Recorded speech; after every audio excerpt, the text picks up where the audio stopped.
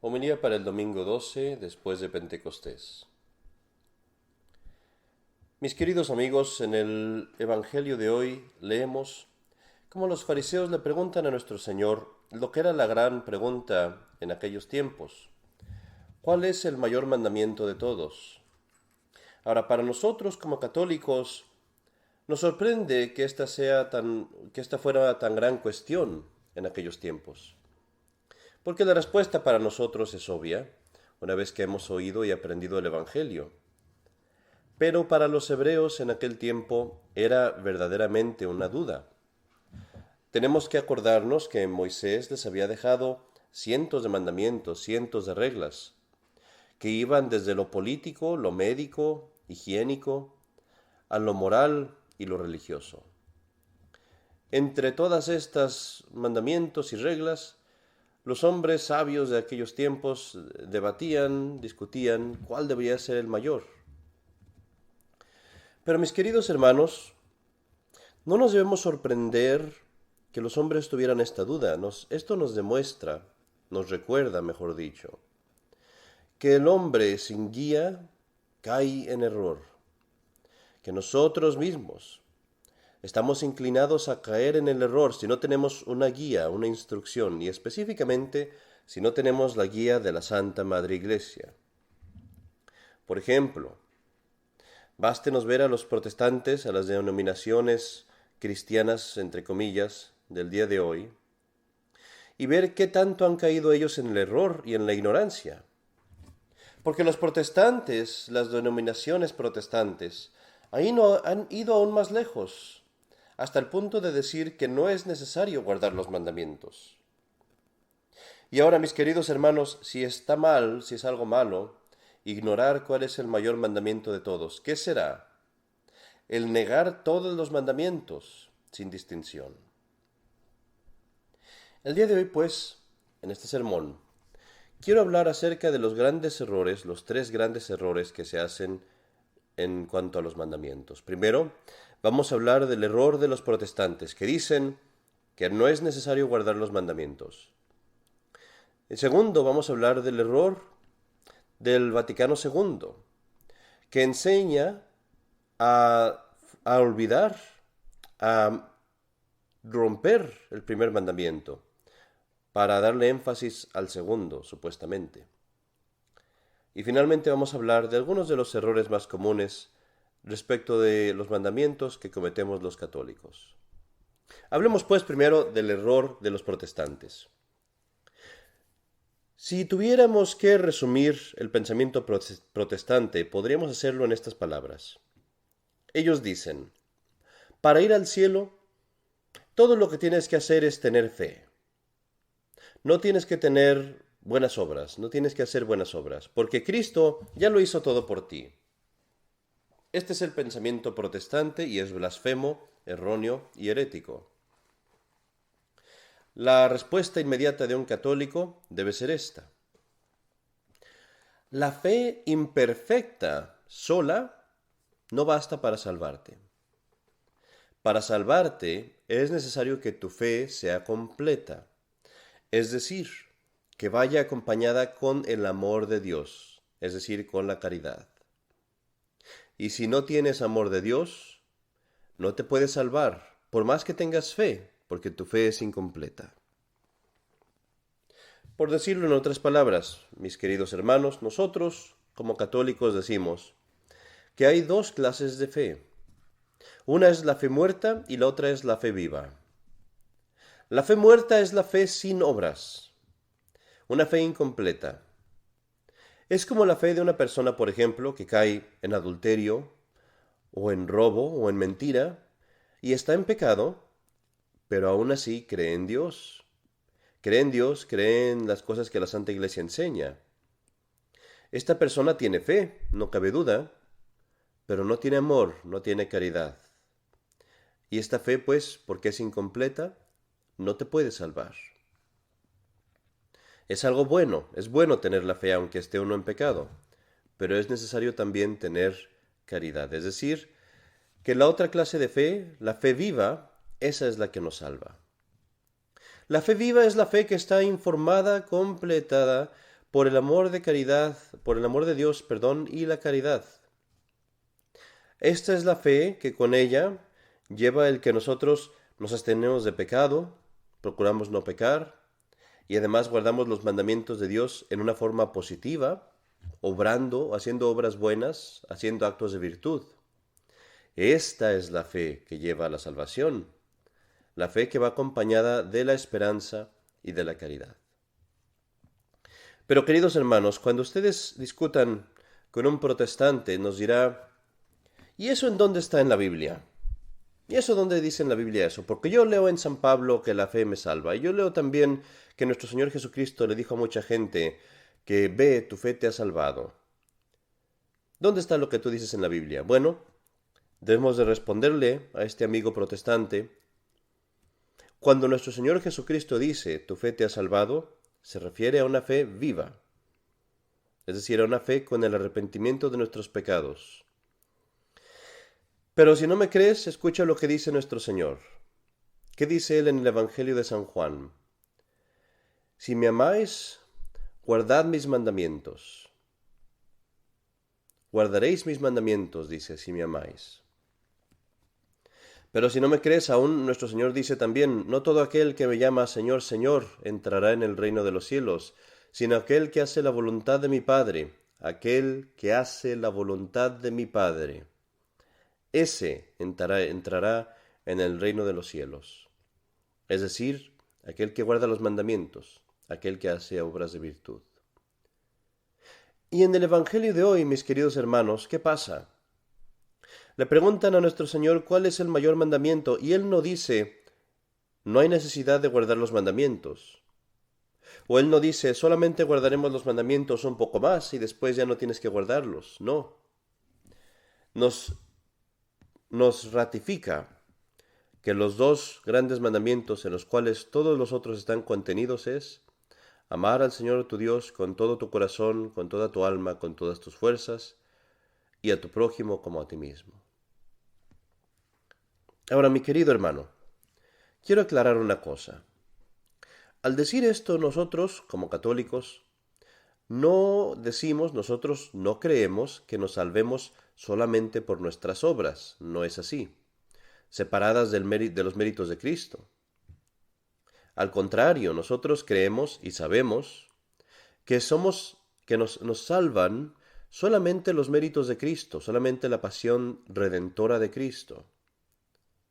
No solamente los méritos de Cristo son lo que nos salva, pero la diferencia entre nosotros y los protestantes es que nosotros sabemos que a través de los méritos de Cristo recibimos la gracia, el poder de Dios para hacer buenas obras, para guardar los mandamientos, para tener fe, esperanza y caridad.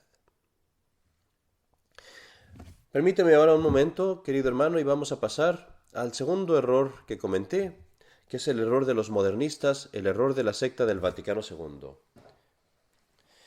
Esta secta, esta nueva religión que el mundo llama catolicismo, pero que en realidad es totalmente una nueva iglesia, ha venido a una monstruosidad muy semejante.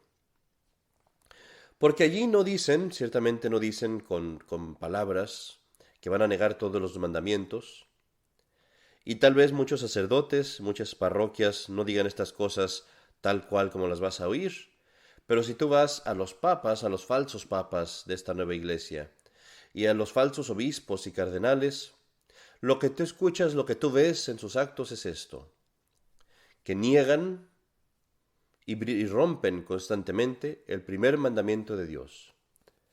Amarás al Señor tu Dios con todo tu corazón, con toda tu alma, con todas tus fuerzas, que dijo también en el Antiguo Testamento, se puede leer este mandamiento con estas palabras: no tendrás dioses extraños delante de mí.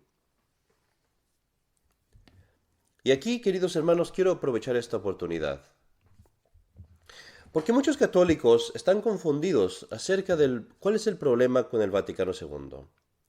¿Por qué resistimos el Vaticano II? ¿Por qué no seguimos todas estas cosas, estos cambios?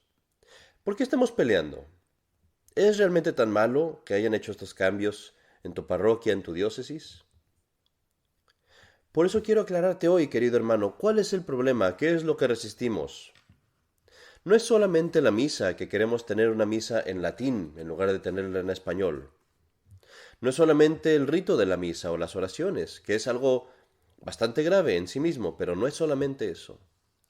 Ni es tampoco la forma de los sacramentos solamente, o que queremos tener a las mujeres vestidas con falda en la iglesia, que sean modestas. No es solamente eso. La razón por la que peleamos, por la que resistimos, el motivo de nuestra lucha es precisamente lo que dice el Evangelio de hoy, el primer mandamiento, el más importante de todos, el que Jesucristo mismo nos manda el día de hoy: no tendrás dioses extraños delante de mí, amarás al Señor tu Dios con todo tu corazón, con toda tu alma y con todas tus fuerzas. Y esto quiere decir que no puedes adorar a Buda como Juan Pablo II lo permitió en Asís, que no puedes tomar en tu frente la marca de Shiva, de un demonio del hinduismo, como lo hizo el mismo falso papa mientras visitaba en India, que no puedes adorar o rezarle a Dios en la falsa, expirada religión del judaísmo, como todos estos falsos papas lo han hecho, yendo a sinagogas, prendiendo las velas, orando con los judíos, como si ese rito fuera aún válido, como si aún no hubiera venido el Mesías. No tendrás dioses extraños delante de mí, es decir, no adorarás a Alá, no besarás el Corán, no irás a las mezquitas con los musulmanes y pretender unirte en su rito, porque es falso, como lo han hecho Juan Pablo II, Bergoglio, Benedicto XVI y Paulo VI, y como lo hacen los mismos documentos del Vaticano II, que alaban la religión falsa del Islam, y que se atreve a decir que el Islam adora al verdadero Dios, cuando ellos no adoran a la Santísima Trinidad. No tendrás dioses extraños delante de mí, dice el mandamiento, es decir, no tendrás un ídolo en los jardines del Vaticano, y le mandarás a sacerdotes, supuestamente sacerdotes, y a católicos que lo adoren, que se inclinen delante de él hasta el suelo, como lo hizo Bergoglio con el ídolo suramericano de la Pachamama. No tendrás dioses extraños delante de mí. Despierta, pues, mi querido hermano católico, y reconoce, de una vez por todas, que nuestra batalla contra el Vaticano II y sus errores no es solamente acerca de la misa en latín, no es solamente acerca de tener bonitos vestidos o tener acólitos que sean hombres solamente y no mujeres, o tener faldas largas y velos en la cabeza cuando vamos a misa. Todas esas son cosas buenas, pero no, nuestra batalla es acerca del asunto más importante de todos, acerca del mandamiento más importante de todos: no tendrás dioses extraños delante de mí, amarás al Señor tu Dios con todo tu corazón, con toda tu alma y con toda tu mente y con todas tus fuerzas. Y así pues, todo esfuerzo, toda resistencia, cualquier sacrificio que hagamos por esto, vale la pena. Y no podemos conceder nada. No podemos pretender aprobar esta falsa jerarquía que pretende amar al vecino, amar a su prójimo, mientras que al mismo tiempo pisotea los derechos de Dios, de los ritos de Dios, de la liturgia divina, de la revelación. Pero ellos, al pisotear los derechos de Dios, cometen un terrible pecado contra Dios y además también un terrible pecado contra su prójimo, porque lo privan de la oportunidad de salvarse, quitando de ellos la verdad, la verdadera religión, los verdaderos sacramentos y la verdadera misa. Quiero terminar el sermón, mis queridos hermanos, hablando finalmente de los errores más comunes que cometemos los católicos respecto de los mandamientos. Permíteme decir primero una cosa. Como católico, es tu deber saberte de memoria los 10 mandamientos de Dios y los mandamientos de la Iglesia.